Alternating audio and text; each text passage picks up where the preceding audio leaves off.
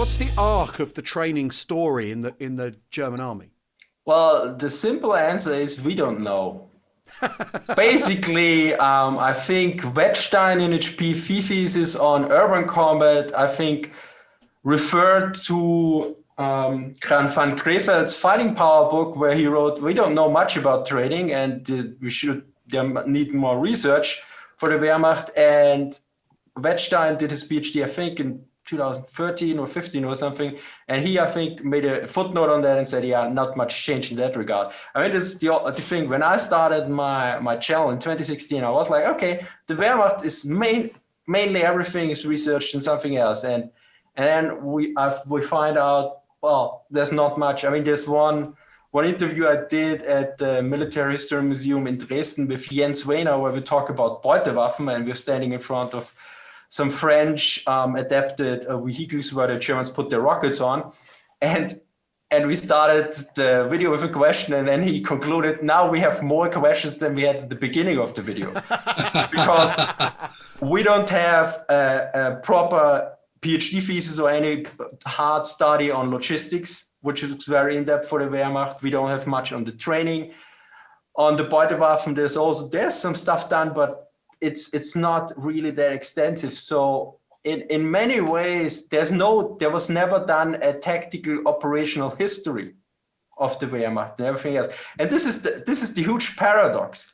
At one point, everyone is about German, or in the World War II, the German army, the Wehrmacht, everyone is crazy about it. And everyone writes books and everything about it.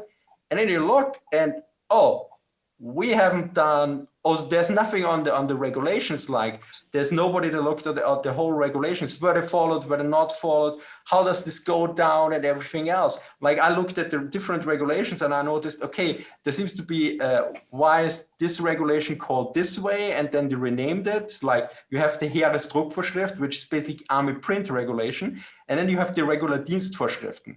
And my suspicion right now is that the Dienstvorschrift comes first, and once the doctrine, they say, this works out, then they make it in the Heeresdruckvorschrift, in the army print regulation, but also mean, and here's the funny thing, it's called HDV, Heeresdruckvorschrift, and the Bundeswehr later has also a HDV, but there it's Heeresdienstvorschrift. So it's army print regulation. And this is the other problem where sometimes come in, that you always must tell people, Wehrmacht is not Bundeswehr. Like I had people like the mortar 34 is called Granatwerfer 34. Nowadays it would be Mörser 34 because a Granatwerfer nowadays is the thing that you have below the rifle. So you have also the change in military terminology. Like we had with development and developing when we talked initially about this with the other stuff. So this comes also in mind that you have sometimes like people, they apply their Bundeswehr logic to Wehrmacht stuff, which is then wrong. So you don't only have it that you come from a foreign country's perspective, but you also need to look at the stuff at the time.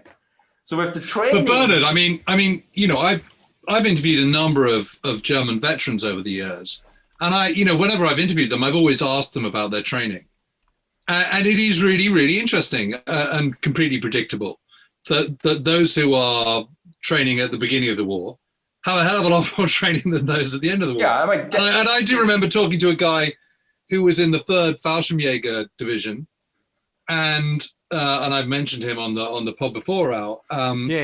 He was training in October, November 1943, and he did 6 weeks training, and then he was posted to Brittany to join the 3rd Fallschirmjäger division, and that was it.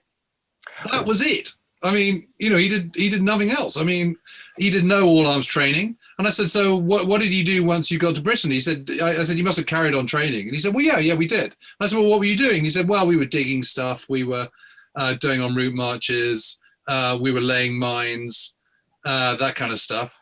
I mean, and then the moment Normandy happened, the moment D-Day happened, they were ordered north, and he marched like 240 kilometers or something, went straight into action, and that was it. Yeah, I mean, there's without doubt that the training decline, and there's also like you get deployed to your division or to your formation, and there specifically you have Feldersatzbataillon. Battalion. Yeah, which you get attached, which should train you. But then it really depends on your unit and the situation of the unit, how much training, what type of training, everything else you get in there. And here's the thing where it starts. What do we know? I mean, I have some army regulations from the Ersatzheer, from the replacement army, which was in charge of the training. And there are some timetables what you should do in there. And I remember, I mean, I only looked through at them at the time when I photographing it, and there was like, okay, 2 hours of like even propaganda training, also ideological stuff. But you don't know, did they do it? And that's what I'm referring, we simply don't know, because nobody really dug into this and like compared like, what is written in the memoirs, what is said in the interviews, what is written in the regulations, what is then written in the reports about the training, what is actually done everywhere. I mean, I also read like on late war training for the Panzertruppe, for the infantry guys, where they specifically note, okay, all the training for the rifles and everything, all the theory you thought was important, forget it. It's all about, in the end, like the guy hits stuff. So make it more easier, make it more simplified. But then again, there was not so much theory in the beginning to begin with sometimes, or what they actually did. So did they write this in the regulation because they were teaching too much theory in the beginning or not? And so it's hard to tell.